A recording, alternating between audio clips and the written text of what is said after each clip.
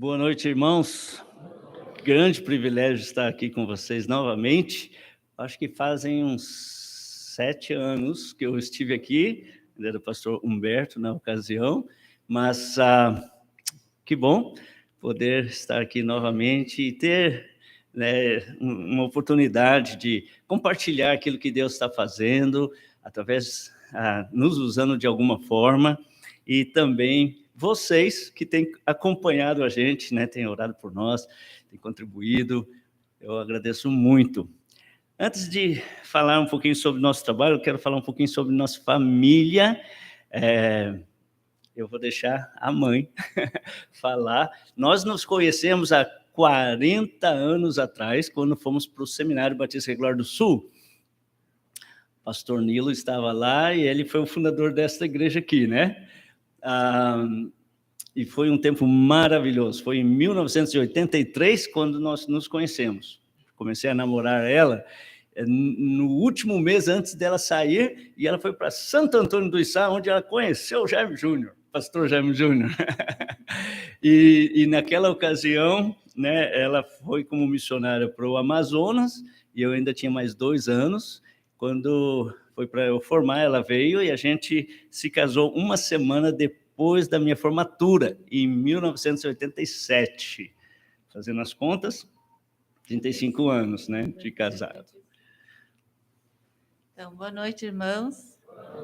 É um grande privilégio estar aqui hoje e sou muito agradecida a Deus, porque a gente não esperava, né, fazer essa viagem tão longa. E eu agradeço também aos irmãos que têm nos acolhido, têm nos tratado assim que nem rei e rainha, né? Não estou acostumada com essa mordomia toda, né? Mas muito obrigada mesmo. E eu fiquei muito feliz hoje de rever a dona Zuíla, nossa mãe de quarto, que há 40 anos, né, dona Zuíla? Ainda se eu fechar os olhos, eu escuto a senhora descendo a escada com seu chinelo e perguntando o que nós vamos fazer para a janta hoje. E já se passou tanto tempo e Deus tem nos dado tantos privilégios como cristãos, e quando a gente entrega a vida a Cristo, Deus prepara coisas que a gente não pode imaginar. E quando a gente cantou sobre entrego a minha vida, né? Eu pensei, na verdade, é tudo, né? Nossos filhos. Então, quando a gente foi para a Índia, foi difícil, porque nossos filhos já estavam jovens, então eles estavam estudando, trabalhando, ninguém ia com a gente, né?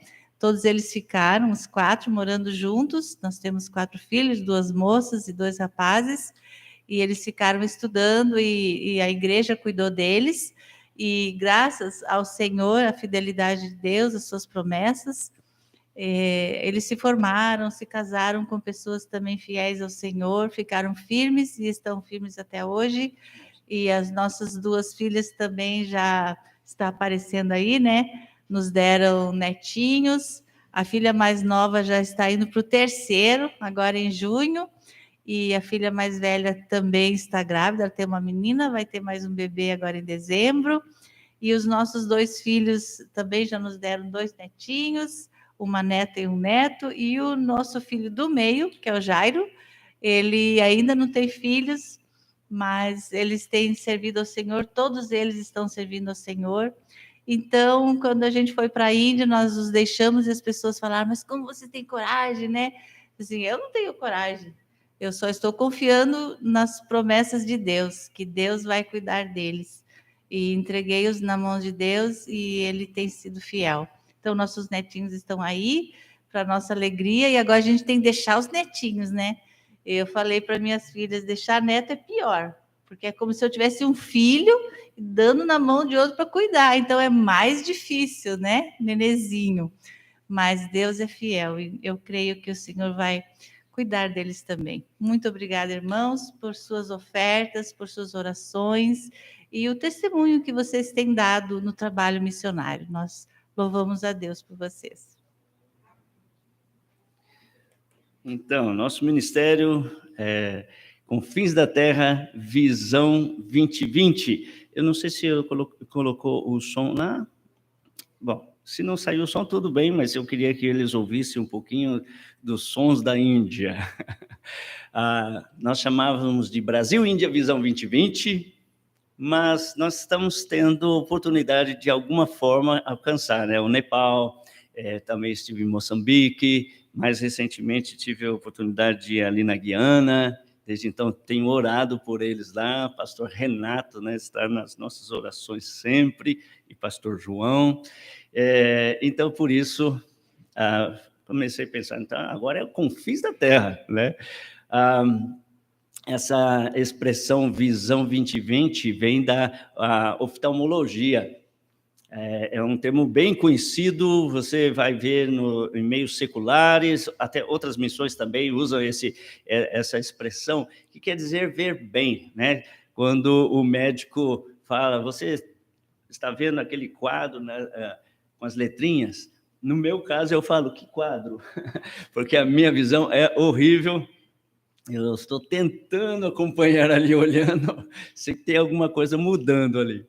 Mas a Visão 2020 quer dizer você pode ver bem a 6 metros de distância ou 20 pés, né? Então, fisicamente, minha visão está ruim, viu? Mas, espiritualmente, eu espero que Deus vai me ajudando a enxergar bem o que é a sua vontade, e essa a nossa proposta para essas conferências, né? Falar sobre a perspectiva, a visão espiritual. Então, Deus colocou em nós, né, esse desejo de pregar o evangelho aos povos não alcançados. Eu não sei se apareceu a definição ali, mas é um esforço estratégico que nós estamos querendo montar, né, de igrejas batistas fundamentalistas, né, para alcançar os povos não alcançados através de missionários nacionais. Existe pelo menos 2 formas de ajudar no sustento missionário. Antigamente, as missões batistas americanas, da Convenção Batista, eles criaram o sistema plano cooperativo, e todas as igrejas ajudavam, dando o dízimo dos dízimos para a junta de missões, e a junta de missões mandava o dinheiro para os missionários. E havia muitas igrejas fiéis contribuindo com seus dízimos, dos dízimos, mandando para os missionários, até descobrirem muito tempo depois que eles estavam sustentando missionários que eram liberais na doutrina. Eles estavam sustentando missionários que não acreditavam nos milagres bíblicos, não acreditavam no nascimento virginal, não acreditavam que a Bíblia é a palavra de Deus. Já pensou? Pastores batistas. Eles achavam que a Bíblia contém a palavra de Deus, mas você não pode acreditar em Adão e Eva, hoje em dia, evolução. E esses eram alguns dos missionários sustentados por esse plano cooperativo. Então, alguns pastores tentaram, brigaram, discutiram, eles acabaram saindo da convenção, surgiram então as igrejas batistas independentes, as igrejas batistas bíblicas e as igrejas batistas regulares. Saíram quase pelo mesmo motivo, uns do norte dos Estados Unidos, outros do sul dos Estados Unidos, e os batistas regulares surgiram do norte dos Estados Unidos, e logo em seguida já mandaram missionários para o Brasil. Chegando aqui já tinha o trabalho batista, da Convenção Batista, uns 50 anos já, homens fiéis, desbravadores, pregando o evangelho e tudo, mas pelo fato deles estarem ligados ainda à convenção que mantinha aquele sistema, e eles também tinham esse sistema, né, do plano cooperativo. Então, resolvemos trabalhar separadamente, né, os batistas regulares, respeitávamos tantos que usávamos os mesmos inários, né, o cantor cristão, mas não participavam naquele sistema. Aí o sistema mais tradicional dos batistas fundamentalistas era o seguinte: vamos ajudar a sustentar o missionário que passar na nossa igreja e nos desafiar, a gente tem que conhecer ele. E aí ele prega uma mensagem aqui e ele vai embora e a gente manda oferta, e a cada a temporada que ele puder passar, de 4 em 4 anos, ele dá um relatório, né, e manda relatórios, e a gente sustenta ele. E tem sido assim, o tradicional. Agora, se nós queremos realmente alcançar o mundo inteiro, né, e participar nisso, nós temos que pensar numa maneira de ajudar aqueles que têm a mesma fé e prática que nós, mas que vai ter muita dificuldade deles poderem vir aqui, se apresentar e só então trabalharmos com eles. Então, eu penso que é o meio termo entre usar algumas coisas boas do sistema antigo, algumas coisas boas do sistema novo, e mais novo ainda seria isso, né? Através de alguém que pode servir como ponte, podemos alcançar e ajudar missionários da mesma posição doutrinária, né? E assim eu tenho conhecido vários desses missionários. Então, devemos pregar o evangelho, irmãos, a toda criatura, né? A Índia é um país que agora superou a Índia. A ONU diz que agora a Índia tem 1 bilhão e 400 milhões de pessoas. Tem uns quebradinhos ali ainda, né? Brasil, 200 e poucos milhões. Mas a Índia, quase 7 vezes mais a população do Brasil. Num espaço 3 vezes menor do que o Brasil. Então, é muita gente. Existe, assim, uma estimativa de 2% apenas de cristãos. A definição de povos não alcançados, no geral, é alguém que tem menos de 2% de cristãos no meio deles, trabalhando entre eles, que não tem igreja, não tem missionário, não é? Então, menos de 2% já é considerado um grupo não alcançado. A Índia, como um país, é um país não alcançado. Mas nós pensamos também em povos particulares. O Brasil tem aí por volta de 300 povos, uns 250 povos indígenas, mais uns 50 povos que vieram da Europa, Ásia, África, né? Somando, assim, arredondando, uns 300 povos. A Índia tem 2.500 povos, com línguas, né, diferentes. Então, é um desafio muito grande. Deus nos abençoou, podemos retornar agora, ganhamos um visto de 5 anos, mas um visto de turista. Antes íamos com visto de negócios e estava ficando cada vez mais difícil, porque os negócios nunca foram para frente, que na verdade eu fui como representante comercial de uma exportadora. Lá nós fazíamos pesquisa de preço, a EP mandava as pesquisas, mas o dólar foi subindo, acabou que nunca fechou negócio. Mas serviu para a gente ficar lá, a polícia examina os documentos e tudo, e nós não estávamos mentindo, estávamos fazendo alguma coisa, né? Mas nós não tínhamos vínculo empregatício, e eles agora exigem mais documentos, então ficava difícil. As 2 últimas vezes que eu tentei, não consegui os vistos, por falta de documentação. Não foi negado o visto, mas faltava documentos, eles não deram, né? Então, a gente esperou um pouco, daí veio a Covid. E aí a gente trouxe o missionário, o pastor Amiad Das, ele veio aqui, mas logo que ele chegou em março, começou a pandemia, né? E aí ele veio para ficar 2 meses, ficou 5 meses, e nós ficamos 1 mês inteirinho ali no seminário do Cariri, fizemos conferências ali, mas não podíamos sair mais, né? Depois fomos ainda para Rondônia e consegui voltar a Curitiba, e lá ficamos mais um tempo até ele conseguir retornar para casa. E agora tentei pegar o visto novamente, conseguimos, e ficamos 2 meses lá, chegamos quarta-feira passada, 2 quarta-feiras já, né? No dia 17. Lá nós estávamos na cidade de Siliguri. Que pena, eu acho que não está sendo nenhum som, né? Que pena. Tinha alguns sons ali de como é o barulho da cidade. Oi? Ok, essa é Siliguri. Siliguri, ela faz fronteira com o Nepal. Deixa eu ver se está ali. Ok, Bangladesh e Butão. É uma cidade bem estratégica, é chamado o pescoço de galinha, porque tem o subcontinente, e aí o pescoço, onde fica Siliguri, e depois uma partezinha quase separada, né, do subcontinente, onde tem 7 estados, onde tem tido bastante conflito também.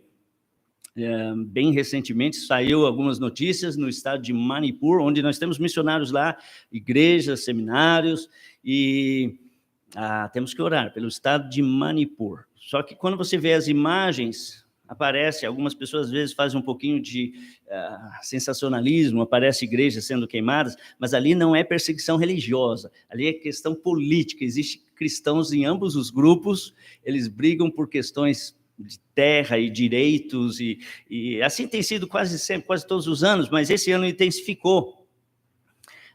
Mas a gente não diz que é uma perseguição religiosa, né? Mas os cristãos estão no meio e o governo é pró-hindu, então, às vezes, eles passam a ideia de que é os cristãos que provocam essas brigas, né? Mas, então, a Siliguri é também o portal para vários lugares importantes, ali, tanto o nordeste da Índia, quanto também Bangladesh, Nepal e Butão. E eles são plantadores de chá, né? Então, muitos cristãos ali são da tribo Adivasi, uma das tribos mais antigas da Índia. Eles são considerados um grupo especial e são plantadores de chá, ou colhedores de chá, porque os plantadores, os donos daquelas propriedades todas são pessoas que têm dinheiro, mas os que vão lá colher o chá, né, eles ganham bem pouquinho para trabalhar o dia inteiro lá. Deixa eu ver o que mais. Então, algumas imagens aí de Siliguri, nós temos ali um aeroporto internacional também, e nós temos uma cidade, quase 1 milhão de pessoas, e quando nós fomos em 2009, em 2011 nós fomos para morar, e nós não tínhamos um trabalho batista fundamentalista lá. Então, junto com o pastor Atem, nós ficamos ali 3 anos, né? Eu vim para o Brasil, cada ano eu tinha que vir e retornar, vinha e retornava. Mas durante 3 anos estava trabalhando junto com ele. Então, temos ali a igreja que iniciamos juntos, né? A Igreja Batista de Mountain View, Visão da Montanha. Na verdade, Siliguri fica aos pés das montanhas, né? Cercado pelas a cordilheira do Himalaia. Há algumas 3 horas a gente já está lá nas montanhas, onde temos algumas igrejas. Pastor Atem já tinha começado um trabalho lá, e depois ele veio para Siliguri, já estava há 2 anos lá e não tinha nada quando eu cheguei, e aí junto com ele, nós e as crianças, começamos todo domingo e começou a crescer, né? Então, um grupo de jovens, logo eu fazia as reuniões na minha casa, não tínhamos alugado um salão ainda, então na minha casa começou de 3, 4, 5, 10, 15, 20, 25 jovens, a gente chegou a jogar até basquete na sala, porque choveu no dia do piquenique, e para não desanimar eles, pusemos os móveis tudo do lado e brincamos dentro de casa, e era muito animado. Agora, se passou alguns anos, alguns deles se mudaram para estudar em outros lugares, então, agora visitamos lá, e tem uma safra nova da mocidade, trabalhamos com eles ali um pouquinho, nesses dias que estivemos lá, e essas eram crianças, a maioria deles eram crianças, quando trabalhei com eles.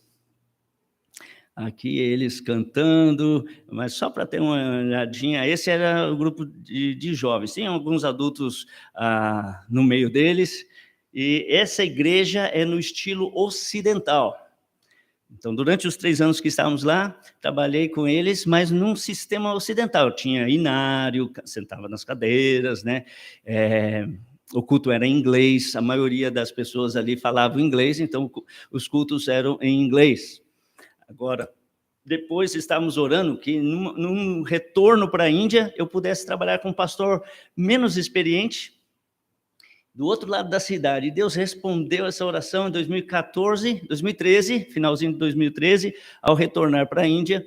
Então, encontramos o pastor Amiá, e ele já tinha até mestrado em teologia, mas não tinha nenhuma experiência de igreja local, porque ele se converteu no seminário, ficou 4 anos num seminário sem sair, sem ir para as férias, ele tinha sido expulso de casa, então ele ficava no seminário mesmo, e o seminário no sul da Índia, eles não dão oportunidade para os alunos fazer trabalho prático, porque eles podem causar confusão e a perseguição impedir a continuidade do seminário. Então, eles ficam no campus, né, só tendo aulas, e quando ele terminou ali, ele foi direto fazer um mestrado em um outro seminário muito bom. Eles têm formado mais de, assim, por ano, 800 alunos. Seminário Batista Fundamentalista. O diretor daquele seminário, o Dr. Sherian, ele prega na Bob Jones University, e o Bob Jones já foi pregar lá, né? Então, é de renome mesmo, né? E o pastor Amiá estudou lá, mas sem sair, e ele custeou seu próprio estudo, então ele tinha que trabalhar muito, era bem pesado, né? E aí ele foi para Siliguri, e nem conhecia nosso trabalho, que já estava 2 anos lá, 3 anos, né? Ele não conhecia, ele estava de um lado da cidade, nós do outro, mas quando eu voltei em 2013, ele tinha recém encontrado o pastor Adam, e aí eu fui visitar o trabalho que ele tinha começado, junto com outro irmão, e aí eu fiquei com ele. Então, ficamos 4 anos trabalhando juntos. Aí voltei em 2017 e não pude retornar. Durante esse período, eu estou trabalhando no estado de Rondônia. Eu estive em Moçambique, depois fui ali na Guiana, mas o trabalho em Rondônia é a nossa base agora. Então, são esses os missionários. Nós temos 10 casais de missionários que nós ajudamos um pouco no sustento deles, através das igrejas batistas regulares, batistas bíblicas, batistas independentes, né? Que vai conhecendo o trabalho, eles vão mandando ofertas e a gente vai direcionando essas ofertas. Nós não estamos ajudando nos projetos deles, estamos mandando ofertas para ajudar no seu sustento. Alguns deles, no início, passavam necessidade mesmo, né? Alguns desses, eles foram pela fé e não tinham uma igreja por trás deles. Eles eram membros em alguma igreja, mas a igreja não os enviou no sentido como nós entendemos que deveria ser. Eles apenas permitiram eles começar trabalho, mas não ajudavam no sustento. Às vezes eles tinham conferências missionárias, gastavam um monte de dinheiro naquela conferência missionária para comer, fazer a festa e tudo, mas não mandavam dinheiro para o missionário. E eles passavam necessidades. Alguns recebiam umas 1.000 rúpias, e nós oferecemos R$300 para eles, R$350, R$300, que na ocasião era 7.500 rúpias. Então, olha a diferença, né? Isso ajudou muitos deles. Começar a comprar uma moto, por exemplo, em parcelas, alugar uma casa melhor. Um deles que tinha mestrado em teologia, morava numa casa menor do que esse lugar aqui, ali onde ele fazia as reuniões, e o banheiro lá fora ele dividia com mais 5 famílias. E a esposa já estava tendo depressão. Então, ajudou muito, né? E agora, nessa viagem, ficamos maravilhados de ver o desenvolvimento, algumas igrejas de lá mesmo ajudando no seu sustento, né? Eu até brincava com alguns deles, dizendo, a gente ora, os americanos mandam oferta. Mas eles começaram a dizer, não é tudo isso que veio dos Estados Unidos, não. Deus tem de diversas maneiras contribuído, graças, né, às nossas igrejas, às igrejas americanas, às igrejas indianas, né? Então, foram 14 anos, desde 2009, né, que iniciamos, e eu deixei para falar sobre alguns missionários toda noite, e hoje eu só vou falar bem curtinho aqui a respeito do pastor Amiá, que é esse que veio aqui ao Brasil. Quando chegou aqui, ele falou que tinha um desejo muito grande de começar um seminário na língua hindi, porque, acredite se quiser, a Índia, por ter sido subordinada, né, aos ingleses por uns 300 anos, então o inglês é bem falado lá, mas nem todo mundo fala inglês. A ideia de que todo mundo fala inglês é errada, né? Muitos jovens, muitas criancinhas falam inglês, mas muitos adultos, pastores, que gostariam de ter estudo teológico, não falam inglês, né? E não tem seminário em Hindi. Tem os seminários, até nós, logo no início, com o pastor Atem, começamos um seminário, ele desenvolveu, ele já formou agora o curso de doutorado, inclusive, né? Mas tudo em inglês. E o pastor Amiá falou que queria muito começar um trabalho em Hindi. Então, eu fiquei animado, comecei a procurar material teológico, é difícil achar que seja da nossa linha e que já tenha na língua Hindi, mas, de repente, nós descobrimos um material que é usado aqui no Ceará, inclusive, eu conheci aqui do Centro de Treinamento para Pastores e Líderes, Centro de Treinamento Bíblico para Pastores e Líderes, e a gente usou esse material lá em Moçambique, em português. Aí eu escrevi para eles, perguntei se eles... ali na minha telinha não aparece a parte escrita. Aqui está aparecendo a parte escrita? Explicando, ok. Então, é um curso de 520 horas, é bem completinho, né?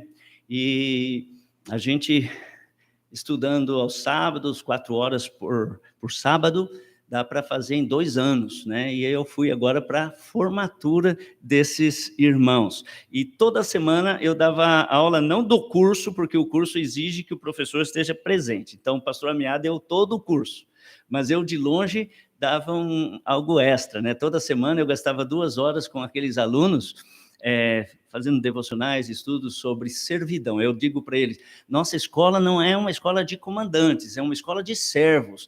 E toda a nossa ênfase era sobre isso, né? Ser servo. E foi uma bênção, até os missionários também participavam, né, nesses devocionais. Aqui é o grupo que se formou, e eu vou colocar depois...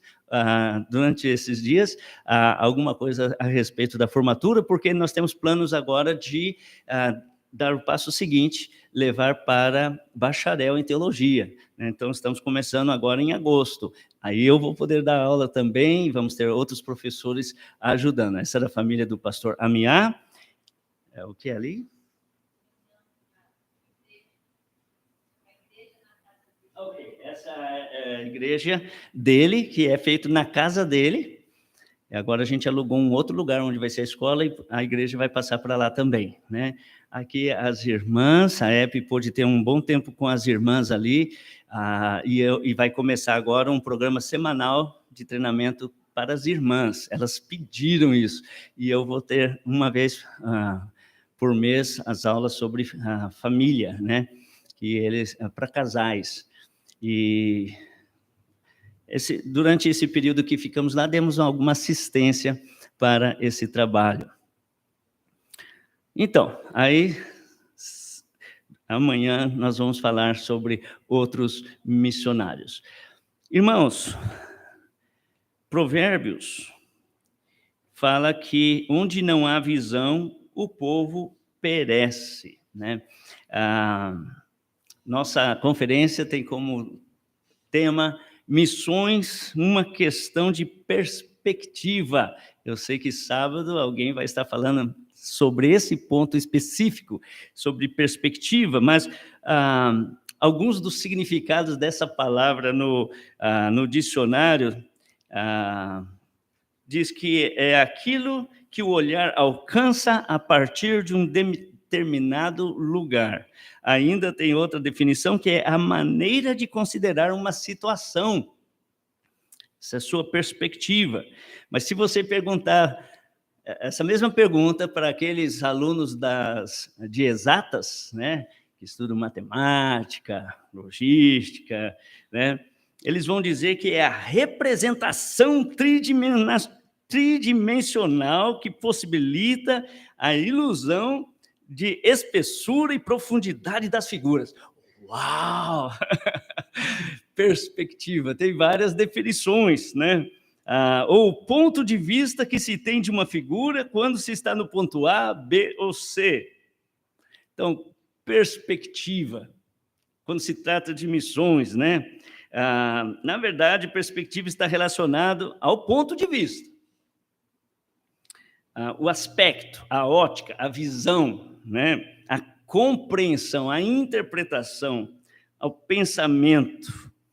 Aí, a gente deve, né, com a experiência que a gente reúne, né, a gente nutre, então, aquele estado de espírito em que a gente se encontra, com as crenças que nós incorporamos e até mesmo a ambição que temos, e nós temos, então, uma ideia, um alvo. Tudo na vida é uma questão de perspectiva, mas o que nós precisamos, irmãos, é procurar, então, direcionar nossa mente, a nossa visão, as emoções, a nossa fé, a nossa esperança, além daquilo que os olhos estão enxergando.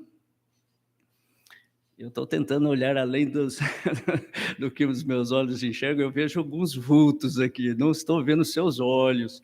Então, você pode dormir à vontade, que eu não vou, mas pensa agora no ponto de vista espiritual. A Bíblia diz, né,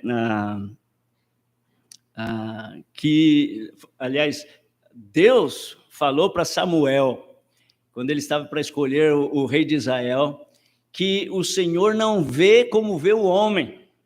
O homem vê o exterior, aquilo que está patente nos olhos dele, né? Deus vê o interior, Deus vê o coração.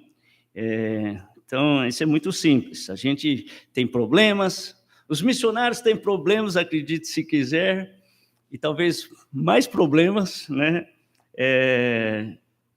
E a gente precisa ver a nossa circunstância, a situação e o planejamento, o propósito de Deus para a nossa vida, a vontade de Deus, da maneira como Deus quer que vejamos. Não como simplesmente interpretar as circunstâncias e já mudar de ideia.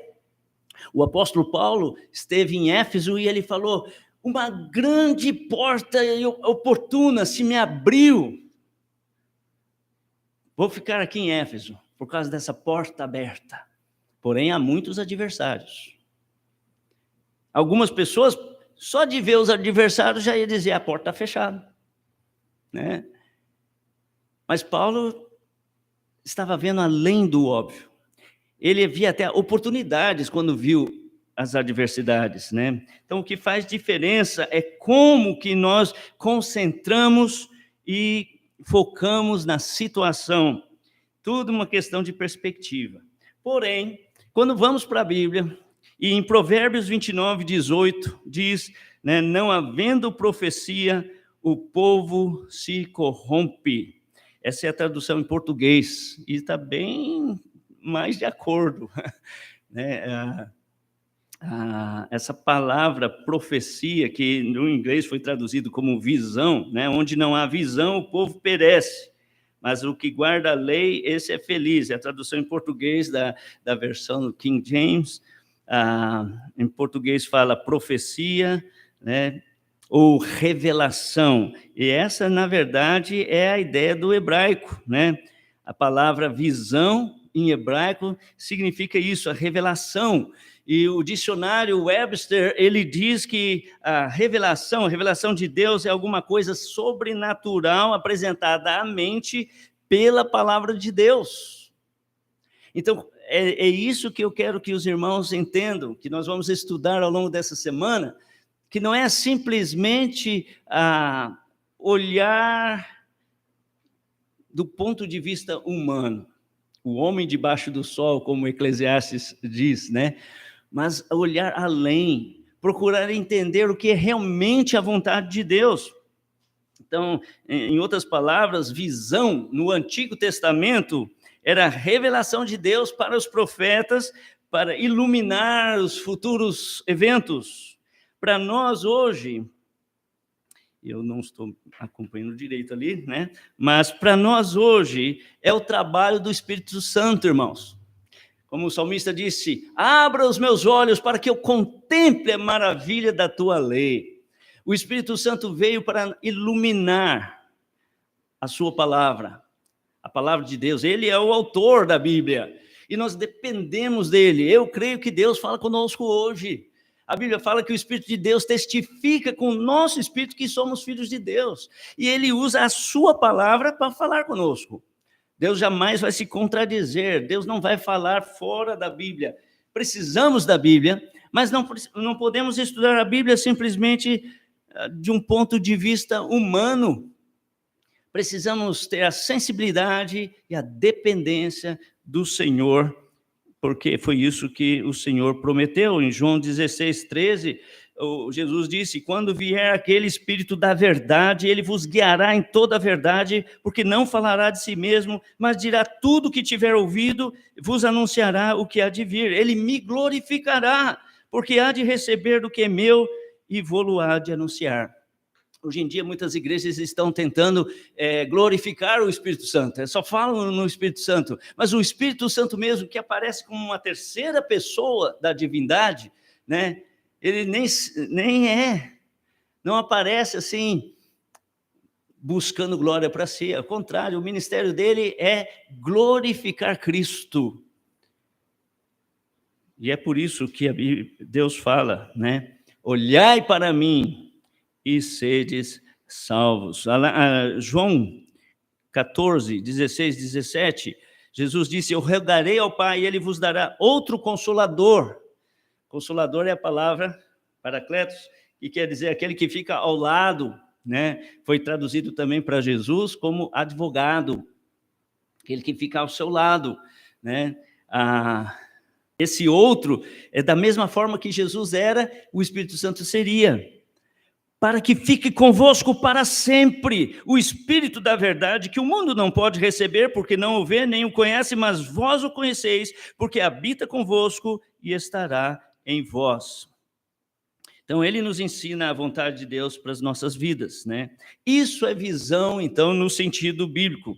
E visão é uma coisa importante. A gente só começa a perceber quando começa a perder. Eu sou diabético, já há 29 anos, tomo insulina, e uma das coisas que afetou bastante nesses anos foi a minha visão, né? Nem dirijo mais. A gente veio de Rondônia, a EP veio dirigindo 3.000 quilômetros. Os anjos que nos cuidam já estão até sem pena, mas chegamos. Ela já fez isso 3 vezes já, mas dou graças a Deus, né? Porque como Deus tem suprido todas essas necessidades, mas eu não posso dirigir. A visão de Deus, então, é a sua revelação, é a sua palavra revelada, e ela é essencial, né? Jesus é a palavra de Deus encarnada. Por isso precisamos olhar para Jesus. Em Isaías 45, 22 e 23, Jeová diz: olhai para mim e sereis salvos, vós todos os termos da terra, porque eu sou Deus e não há outro. Por mim mesmo tenho jurado, saiu da minha boca a palavra da justiça e não tornará atrás, que diante de mim se dobrará todo o joelho e por mim jurará toda língua. Paulo diz mais tarde, né, que um dia todos os joelhos confessarão que Jesus é o Senhor, Jeová.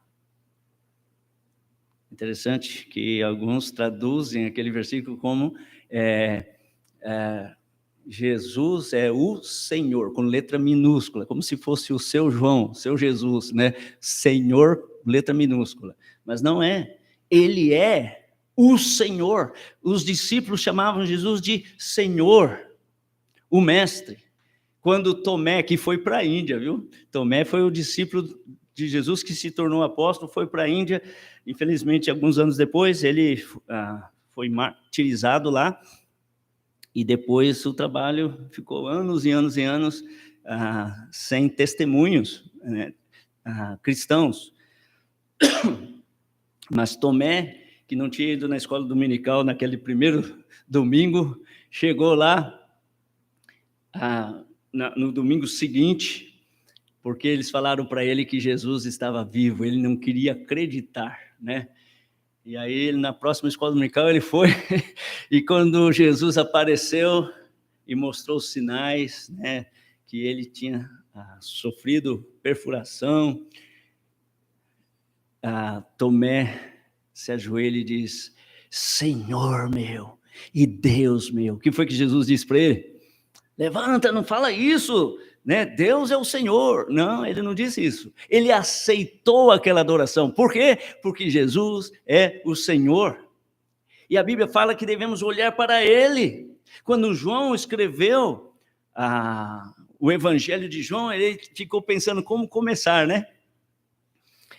E aí ele começa com as palavras: no princípio era o verbo. Já existia o verbo, a palavra, né? No princípio era a palavra estava com Deus, e a palavra era Deus. Tudo foi feito por ele, e sem ele, nada do que foi feito se fez. Ele era a luz dos homens, né? Ele é aquele que, vindo ao mundo, ilumina todo homem.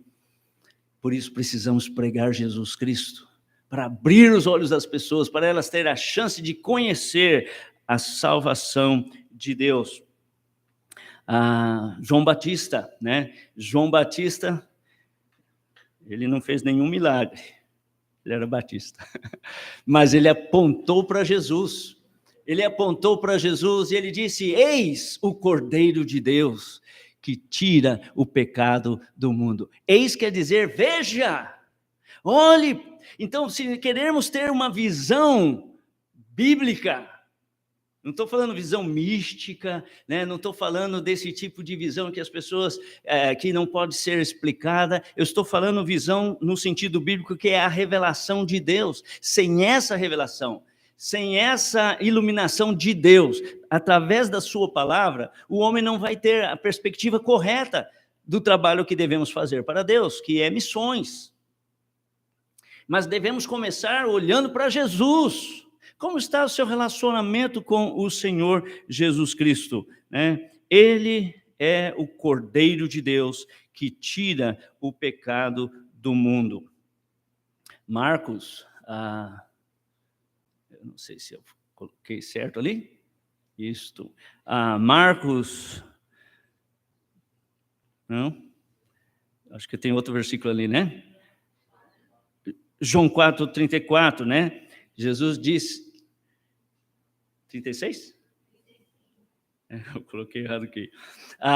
Jesus disse: erguei os vossos olhos e vede os campos que já estão brancos para sempre. Jesus sempre usou figuras bem conhecidas dos seus ouvintes, né? E olhando para os campos, vendo que estava perto da colheita, Jesus começou a falar sobre também a pregação do evangelho, pessoas prontas, mas falta obreiro. O campo é o mundo, mas cadê os obreiros? Irmãos, uma vez um pastor pregou sobre Isaías, e eu, um menino de 10 anos, entendi, estava prestando atenção, e eu creio que Deus falou comigo naquele momento, através da sua palavra, que ele queria mais obreiros, e eu me ofereci, disse: eis-me aqui, Senhor. Era um menino de 10 anos. Eu creio que é possível crianças, jovens, adolescentes, jovens universitários, senhores aposentados, aliás, todos nós, de apenas entender quando Deus está chamando. Para Isaías, ele só ouviu Deus falando com ele depois dele ter visto a glória de Deus, de ter visto a enormidade do seu pecado, de ter visto que seus pecados foram perdoados. Depois disso, ouvi a voz do Senhor, ele disse, que dizia: a quem enviarei? Quem há de ir por nós? Quando ele ouviu aquilo, a voz estava dizendo, continua dizendo até hoje, irmãos: a quem enviarei? E ele disse: eis-me aqui, envia-me a mim. No meu caso, ia demorar alguns anos ainda para Deus me enviar, De fato, eu fui para o seminário com 17 anos, me formei com 21, estava pastoreando uma congregação e Deus me deu a oportunidade de pregar ali por 2 anos, 3 anos, 1 ano solteiro, 2 anos casados. Depois, pastoreando a primeira igreja batista regular, lá em Curitiba. Deus teve outros planos. Antes de eu sair como missionário, eu ainda fui 1 ano e meio lá no Acre, onde nasceu nossa filha. Depois fui para a minha própria igreja no interior de São Paulo, Caçapava. Ficamos 6 anos ali. Aí fui como missionário para o interior do Paraná, 7 anos, durante os quais eu estava orando pela Índia. E só em 2009 nós fomos para lá, né? Deus tem seus planos para cada um de nós, mas você precisa estar atento e olhar como Deus quer que você veja. Não de uma forma superficial, só vendo os problemas. Minha esposa via muitos problemas no início, quando eu compartilhava com ela, eu falava, William Carey foi para a Índia, e que trabalho maravilhoso que ele fez. Aí ela olhava, e a esposa dele? Ela ficou louca lá, ela perdeu um filho lá. E assim foi por 2 anos, mas Deus foi trabalhando com ela também, né? Que antes da gente ir a primeira vez para conhecer lá, ela já sabia que Deus queria que a gente fosse mesmo. Nós tínhamos nossos filhos firmes na palavra, firmes no Senhor, servindo na igreja. E lá na Índia, quando chegamos ali, a gente viu tantos jovens, e sem muito apoio, né? E Deus nos deu a oportunidade de trabalhar com alguns deles. Então, Deus revelou a sua vontade para nós, não é? Marcos 16:15, disse Jesus, ide e pregai o evangelho a toda criatura. Em Atos 1:8, nós vemos o Senhor falando, então, sobre o seu programa missionário para a igreja, né? Quando vocês receberem o Espírito Santo, e nós, quando aceitamos Cristo como Salvador, recebemos o Espírito Santo. O amor de Deus é derramado em nossos corações pelo Espírito Santo, que foi derramado sobre nós. Paulo diz para a igreja de Corinto, todos nós fomos batizados em um só corpo, em um só Espírito, formando um corpo. A todos nós foi dado beber de um só Espírito. Paulo fala mais tarde, quem não tem o Espírito Santo, o Espírito de Jesus, esse tal não é dele. Então, todo crente tem o Espírito Santo. E tendo o poder do Espírito Santo, vocês vão ser minhas testemunhas, tanto em Jerusalém, como em toda a Judéia, Samaria, até os confins da terra. É tanto aqui quanto lá. Algumas pessoas me perguntam, pastor, mas tem tanta igreja sem pastor aqui no Brasil. Eu sei. O apóstolo Paulo, quando determinou que Deus chamou ele, né, e ele seguiu a vontade de Deus, ele pensou em ir para a Ásia, ele pensou em ir para a Bitínia, mas o Espírito Santo proibiu.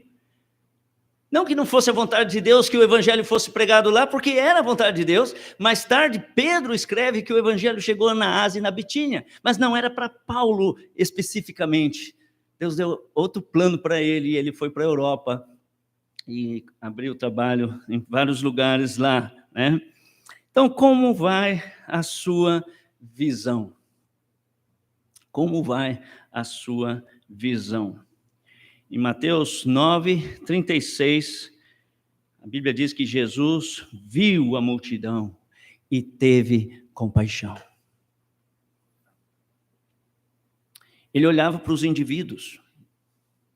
Um indivíduo chegou para ele e disse, mestre, como posso ter a vida eterna? Jesus fala para ele, mas ele rejeita e vai embora. A Bíblia fala que Jesus, fitando nele, olhando para ele, né, o amou e disse, quão difícil entrar um rico no reino dos céus. Mas Jesus viu ele, teve compaixão por ele, ainda que ele o rejeitou. Jesus viu a multidão e teve compaixão. Como o missionário, o irmão falou ali, sem amor, não pode fazer a obra de Deus. Você não vai ser missionário lá do outro lado do mundo se você não está pregando para seus parentes, para seus vizinhos, para seus colegas na escola, para o seu trabalho. Tem que começar onde você está, mas missões não é parado. Você tem que sair do seu lugar, da sua zona de conforto, e vai, e leva a palavra de Deus. E como igreja, temos muita coisa para fazer no nosso bairro, o evangelismo, né? E pensar no crescimento da igreja. Eu louvo a Deus por essa igreja, que também está olhando além das fronteiras da sua própria igreja, e observando os campos, e procurando se envolver, tanto em Jerusalém, ou seja, a sua cidade, como em toda a Judéia, todo o país. E era necessário para Jesus passar em Samaria. Os discípulos ficaram achando absurdo, porque os judeus não se davam com os samaritanos. E Jesus falou, mas é necessário passar em Samaria. E no seu plano para missões, ele disse, tanto em Jerusalém como em toda a Judéia e Samaria, ou seja, lugares que nós podemos ter barreiras culturais difíceis de transpor, mas é necessário. E às vezes estão tão próximos de nós. Mas ainda até os confins da terra. Não é primeiro só aqui, e depois que conseguirmos aqui, daí vamos para o passado. Não, é tanto em Jerusalém, como Judéia, Samaria, até os confins da terra. Então, onde não há visão, a Bíblia diz, o povo perece.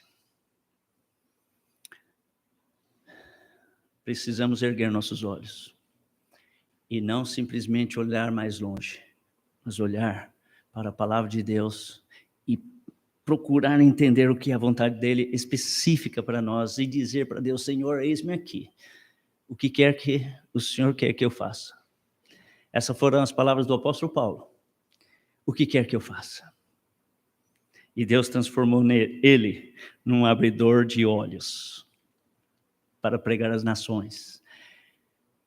Que Deus possa levantar muitos dentre nós para levar a sua palavra.